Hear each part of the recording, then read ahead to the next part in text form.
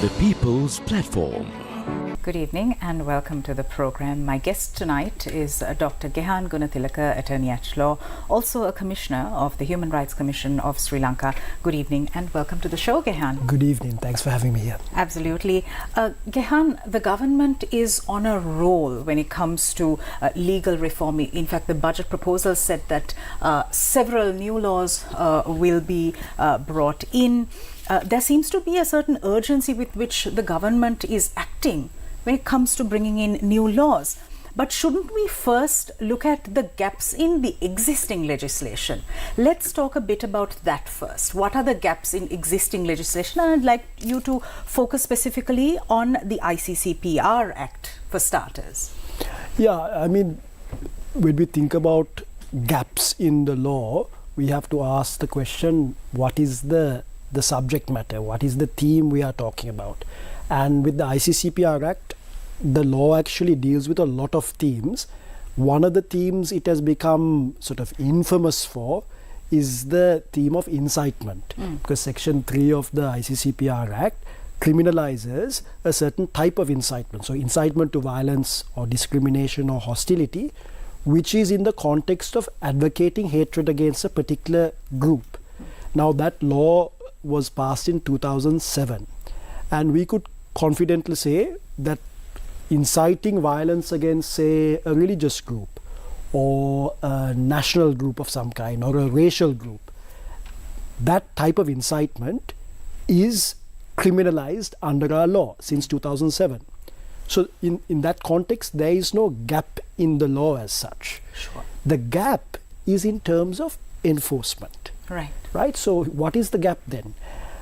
If you take the statistics or what is known to be the statistics on the implementation of Section 3 of the ICCPR Act, I don't think, and I might be mistaken here, but I don't think there's been any successful prosecution and conviction of any perpetrator of incitement since 2007. So in the 15 years that it has been in the 15, 16 years it's been in operation, I haven't heard of a single person being convicted of it.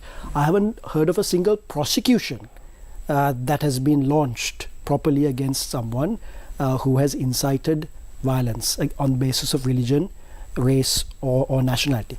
There are, of course, instances in which the section is one of the sections in a criminal prosecution of individuals who are accused of something slightly different. For example, offending a particular religious symbol or offending a religious figure. Things that don't constitute incitement but may be considered as offensive has been interpreted as falling within the ambit of Section 3. So we have this strange situation where Section 3 has been not used where it should be used, but misapplied where it should not be used.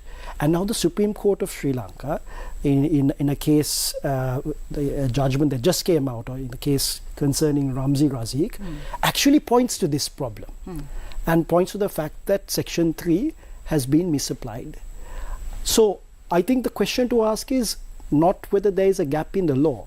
The question to ask is whether there's an institutional problem where there is a gap in enforcement, good faith enforcement of the existing law.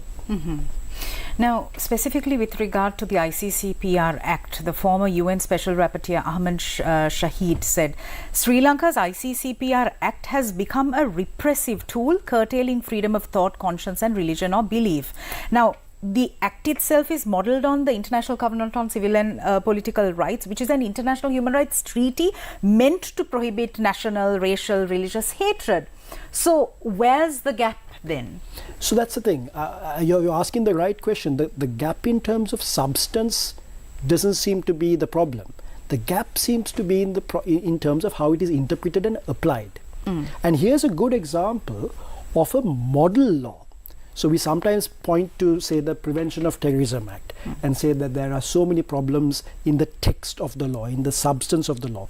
And we say, oh, if we replace this law with a better law that complies with or reflects international best practices or international standards, or then we solve the problem. Well, the ICCPR Act is a classic example of why that problem doesn't get solved. Right. Because we have a law that word for word replicates Article 20 of the ICCPR, the covenant. But still we have a problem. So the problem is not in the text. The problem is in the interpretation and application. So I would say if we want to deal with this problem, we have to take an institutional approach rather than a legal textual approach where we're thinking about changing the text of the law. I mean, sometimes you do have to change the text of the law. The PTA does need to be reformed, repealed, and the whole process has to go forward. And the government has, on repeated occasions, demonstrated an ability and a willingness to replace this PTA. But the question is, by replacing the PTA, do we solve the problem of potential abuse of the law? The answer is no. And the clue is in the ICCPR Act, where a law which is actually textually fine, in fact a model law, is being repeatedly misapplied. So much so that we have the apex court in the country, the Supreme Court, actually making observations on the fact that this law is being misunderstood, misinterpreted and misapplied. In Sri Lanka, Gehan, we see pockets of sporadic ethno-linguistic, ethno-religious violence, racism, which have become ubiquitous and commonplace, from microaggressions to more pronounced politically charged attacks.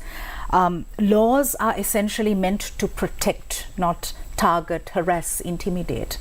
But we have seen countless instances where this particular act, the ICCPR, and it's not the only act, which has been used to target dissenters of the state, the government. So the question arises, is the ICCPR fit for purpose? And also, what do we do about this targeting, this unfair way of applying these good laws? So I think it would be insincere to say that the text of the ICCPR is perfect, because it was actually framed in 1940s, and it took a couple of decades for people to negotiate the text, and finally in 1966. That's when the final text came out. So it's actually a covenant that is quite old. And sometimes you might say that some of those provisions need to be revisited. Now, when you replicate word for word those provisions into our law, there could be problems. And the ICCPR Act, Section 3, criminalizes incitement to violence, discrimination or hostility without actually defining things like hostility, right? So there are problems. Right. I'm not saying that this, even though it's a model law, I don't think it is a perfect law. But you're asking, I mean, it's a really valid question to ask, but it's fit for purpose. Because the question arises, now what is it actually being used for? It's actually being used as a blasphemy law. And it's very curious and very interesting and highly appreciated that the Supreme Court, in that judgment I just referred to, even though the case didn't deal with blasphemy per se, went out of its way to make the observation that the ICCPR Act and Section 3 is not meant to prohibit or criminalize blasphemy. Why did it say that? Because it identified that problem, that it's being used not to protect people from incitement to violence, but to protect people who are offended by statements that may seem like they offend a particular religion or religious figure, which is what blasphemy is really about. Right. So I think that's an important element of that judgment that we need to focus on. Now, the Human Rights Commission back in 2019 issued a set of guidelines on how law enforcement ought to understand Section 3 of the ICCPR Act and what elements to look for. And again, the Supreme Court actually endorsed those guidelines. And the hope is, with this shift, with the Supreme Court taking this position, very, very clearly, that there will be a trickle-down effect, and the law enforcement officials, the prosecutors, will start taking the Supreme Court's directions, the Human Rights Council's guidelines, the Human Rights Commission's guidelines seriously, and whether that will manifest in a shift in how the Act is actually implemented. Political will is required for all of these manifestations to... I mean, one has to hope that the police, the prosecutorial apparatus isn't governed by political motivations. I mean, where the hope is that you have someone arrested and investigated, and then eventually, if there is evidence that supports a prosecution, prosecuted, and then it goes before an independent judge, and if there's evidence to say that the violation has taken place or the offence has taken place, convicted and then punished, all without politicians getting involved. That is the hope. That is the system that we are supposed to believe in. And you're smirking because you don't think that is necessarily the case. No, I'd love to think that. Yeah. On that aspirational note, we go in for a short commercial break. We'll be right back.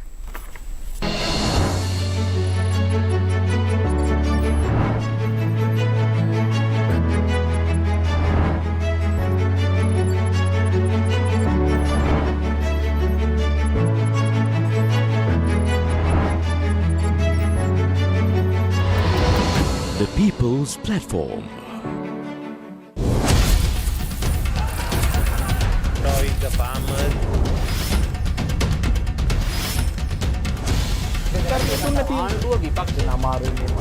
Face to Face, Newsfirst political talk show, Monday to Friday at 8 p.m. on TV1. Streaming live on Newsfirst, YouTube and Facebook channels.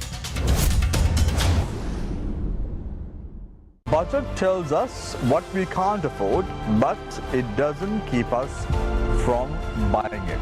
President Wickremesinghe as Finance Minister has delivered this budget under extremely difficult circumstances. The macroeconomic environment is very challenging, tough and unforgiving. Basically, this is not in relation to increase of taxes, this is not in relation to the reduction of taxes. This budget is all about collection of the taxes. The path forward for 2024 is are we seeing a sustainable recovery or an unsustainable recovery? Have we learned nothing from our past? When you present budget, it's only a passing of phases that you would see. Face the Nation, Wednesday nights at 9:30 on TV1.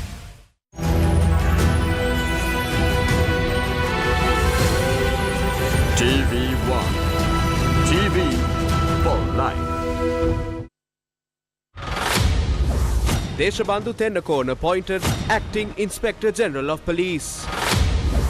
An agreement in principle has been reached between the Official Creditor Committee and Sri Lanka on debt restructuring, says Paris Club.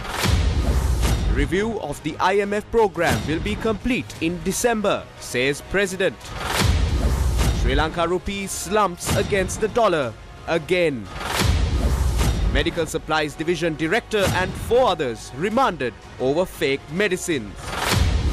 Parliamentarian Harshana proposes for the presidential and parliamentary elections to be held on the same day.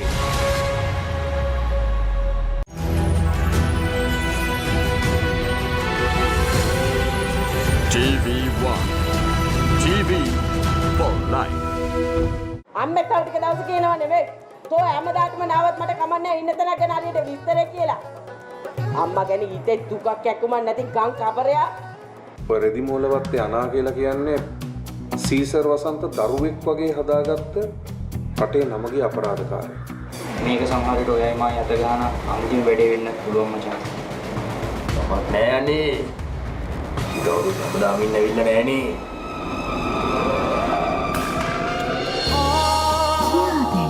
ආදරේ තරම් අද රාත්‍රී 8:30ට Sirasa Telethirayen. Hey you can't print these pictures. ඔයගේ සනිල්ලෝවා තිනා වෙලා නෑනේ miss චතුර්වේදී. ආදිත මොකද මේ කරන්නේ? ආදිත මොකද මේ වෙලා තියෙන්නේ? ඔය බලන්න වට තුවාල වෙලා තිත්‍ය. අනේ මං ගැන වද වෙනවා වගේ මොකද්ද මේ කරන රඟපෑම? මෙච්චර ලොකු බොරුවක් කරලා තුවාට නිකමටවත් හිතුන්නේ නැද්ද ඒකෙන් මගේ හිත රිදෙයි කියලා? මං කිව්වනේ මාව මහත්තයාගෙන් ඈත් කරාට මේ පවුලෙන් මාව කවදාවත් ඈත් කරන්න වෙන්නේ නැහැයි කියලා. අද රාත්‍රී 9:30ට Sirasa Telethirayen.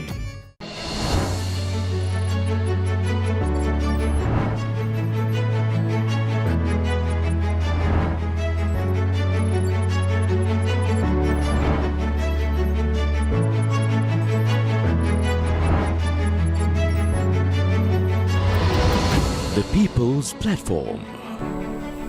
Welcome back. You're watching the People's Platform. We are in conversation with Dr. Gehan Gunatilleke, Attorney at Law. Gehan, let's also talk a bit about the positive laws that have been proposed. The Gender Equality Act, the National Women's Commission Act, Women's Empowerment Act, all of these are in bill stage. The Human Rights Commission of Sri Lanka recently made a set of observations. Speak to us about how important it is for the government to prioritize these these proposed legislation that seeks to enhance and advance human rights. Yeah, absolutely.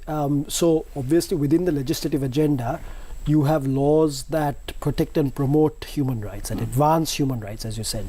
And then you have laws that restrict human rights. And it's not as if the government has no mandate to restrict human rights. Sometimes you need to place certain limitations on human rights, and Article 15 of the Constitution permits that. But within this agenda, you have a mix of both these types of laws. Now, apart from the Gender Equality Bill and the Women's Commission Bill, alongside the the Women's Empowerment Bill, 3 sets of laws that are now at draft stage, you also have the Private Members Bill that proposes to repeal Section 365 and 365A of the Penal Code. And these provisions, as we all know, have been used to criminalize same-sex relations. Now, again, going back to the Supreme Court, there's a very clear determination that this bill is consistent with the Constitution. And in fact, decriminalization of this activity furthers human dignity. Right? Very powerful words that the Supreme Court actually uses in its determination. Now the question is, are these bills that promote human rights part of the legislative priority list? Is it high on the priority list? Because we certainly know that bills like the Online Safety Bill or the Antiterrorism Bill, these are definitely part of the high priority sort of bills in the agenda, right? So the government needs to also demonstrate that some of these bills that are already in motion will get momentum. Right. And the easiest one, I would say, is the decriminalization bill that proposes to amend and repeal Section 365 and 365A of the Penal Code. That's the easiest one because it's all lined up. There's a bill, there's a determination, there's momentum, everyone seems to be okay with it. Now the question is whether the government will take it up as a government proposal. And again, the Human Rights Commission has recommended that the government does so because it's important not to lose that moment, not to seize it, to seize the opportunity and actually go ahead with it. Absolutely. Let's also talk a bit about the anti-terrorism bill. The draft had to be withdrawn subsequent to it being challenged. But fears exist that it may make a comeback, just like the Broadcast Regulatory Authority Bill, which was discussed in Cabinet last week, and draft bill is still not before the public domain as at now. So these bills, these statutes, proposed statutes, keep making a comeback. And people are tired of having to go to the Supreme Court, challenge these bills. Yeah, I mean, the reason that the law is on the agenda in the first place is because there is pressure and legitimate pressure to repeal and replace the existing law on terrorism, the PTA. So many would argue that the anti-terrorism bill and its whole purpose is to provide a better law or provide a better framework than the PTA. Now again, those who looked at the various versions of this bill, there was a version in March and now there's a new version in September, which was on the order paper, but then eventually it was clarified, it was withdrawn from the order paper. These versions still have issues that need to be addressed, right? So let's assume that the September version is the latest version. Right. One of the issues that the ministry and the government will have to take seriously and address is simple things like access to legal counsel. Now currently, under our law, specifically the Enforced Disappearances Act, which was passed in 2018, gives every person who is deprived of liberty, that means any person who's arrested or detained or even restrained in some way, the right to access legal counsel, subject to conditions by law. Right. That means subject to, say, the Criminal Procedure Code or subject to some special act of parliament. You can have your access to legal counsel. That's the existing law. Now, the proposed Antiterrorism Bill, if it is passed in this form, will subject the right to access counsel if you're arrested under that particular law. Now, remember, the Enforced Disappearance Act extends that right to any person deprived of liberty. So it's a general application. You don't have to be arrested for, something to do with enforced disappearance. Anyone who is arrested has that right. Right. Now, say the bill, the Antiterrorism Bill is passed, that right will then be subject to ministerial regulations as well, because it says you have the right to access counsel subject to law or regulations passed under the ATB or ATA, which means that you'll have another set of conditions that we don't have at the moment. So in a way, we'll be going slightly backwards, because the situation now is better than a situation where a minister can come along and set conditions for accessing legal counsel. And accessing legal counsel when someone is arrested is one of the most basic, universally recognized rights. And in our observations, the Human Rights Commission's observations on the latest version of the Antiterrorism Bill, that was one of the things we highlighted, that this particular right to access legal counsel has to be safeguarded in whatever law that deals with terrorism. With respect to the online safety bill, we are told that we'll have to expect committee stage amendments in Parliament, but can we be guaranteed this as of right? Well, yes, Parliament is bound by the Supreme Court's determination. It has no option but to implement very meticulously the advice, the directions of Supreme Court in terms of making sure that each provision in that bill becomes consistent with the Constitution. If not, it has to pass that bill with a 2/3 majority. That's the option. So now the problem here is this. The narrative that I witnessed the moment the determination came out was that the Supreme Court had found the bill to be consistent with the Constitution. Not that it was inconsistent with the Constitution. What it said was it is inconsistent with the Constitution, and if these amendments are made, it can be considered consistent with the Constitution. But what are these amendments? There was something like 34 clauses. 31 clauses mentioned and another 3 by implication. 34 clauses that required not just amendments, some of them had to be repealed completely for there to be compliance with the determination in order for the bill to be consistent.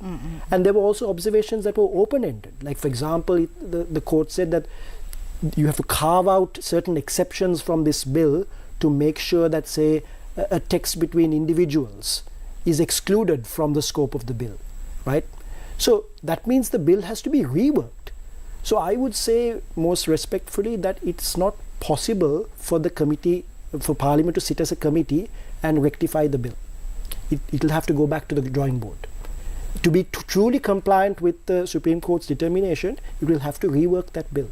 And then you can consider a bill that it might be more consistent, but it might be a new bill, which needs to be then tabled in Parliament again, which can be challenged again. So I think the Supreme Court's determination has to be treated seriously, as opposed to being spun to suggest that the bill has been given a green light. I think that's far from the truth. Okay, I think that's a very important point, distinction. You had tweeted on this as well, so thank you for that clarification. My final question, addressing democracy deficits. It seems conceptual, it seems like an arduous task. How do we go about it? I mean, I think we have to get away from this idea that new laws can address problems that society faces. Let's take the problem you're referring to, a democratic deficit. Right? However you interpret that problem, a new law that deals with some aspect of democracy is not going to necessarily solve the problem. Some laws are required. Sometimes there are gaps in the law. Some amendments are required. Now, classic example is the penal code. Without an amending law, we can't deal with the problem. But often, the solution lies with institutions being reformed, depoliticized, resourced better, given more competent personnel, downsized on some occasions, whatever is required, and also culture changing. So I don't think there is really a replacement for that through legal or legislative means. And I think we have to start asking the question whether these new laws, some of them are important, but whether the entire gamut or entire legislative agenda is actually going to solve the problems that have been identified. So people who are pointing the problems are being fair, because these are actually they're serious problems. They are valid problems and they are valid observations of problems. But whether it's a legislative agenda, a set of laws that solve the problem, I sometimes doubt. I think dividing our energy a little bit between laws and also institutional reform might be a better way of going about it. How to go about institutional reform when the head of state, the head of executive, says that the Constitutional Council's purported delay to make appointments to high office need to now be reviewed through a parliamentary select committee? So surely we can't pin every promise, aspiration on what politicians at various points might say. Okay. Right? Surely we have to say, yes, the head of state might say something, we may agree or disagree with what he says, right, but our call for institutional reform can't be contingent on people saying what we like to hear.